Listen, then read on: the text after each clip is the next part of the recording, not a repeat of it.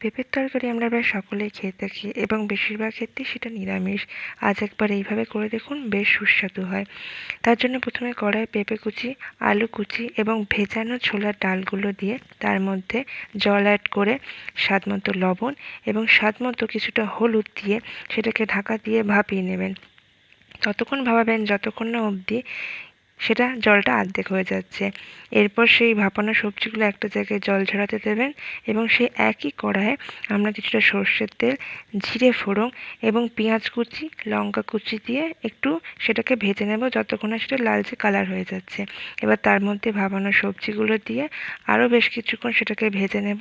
তারপর তার মধ্যে একটু আদা বাটা দিয়ে আরও কিছুক্ষণ নাড়িয়ে একে একে লবণ, লঙ্কার গুঁড়ো, হলুদ গুঁড়ো, শুকনো লঙ্কার গুঁড়ো, জিরে গুঁড়ো এগুলো দিয়ে আমরা অ্যাড করে সেটাকে আরও বেশ কিছুক্ষণ কষাবো। কষানো হয়ে গেলে একটু টমেটো সস দিচ্ছি, চাইলে আপনারা টমেটো কুচিও দিতে পারেন। এরপর নাড়াচাড়া হয়ে গেলে তার মধ্যে জল অ্যাড করুন এবং সবজিগুলোতে ডুবেছে সেই পরিমাণ মতো জল দেবেন। তারপর ঢাকা দিয়ে সেদ্ধ করে নিন যতক্ষণ না সেদ্ধ হয়। এরপর গরম গরম পরিবেশন করুন ছোলার ডাল দিয়ে পেঁপের তরকারি। এবং কেমন হয়েছে আমাকে জানাতে ভুলবেন না কিন্তু।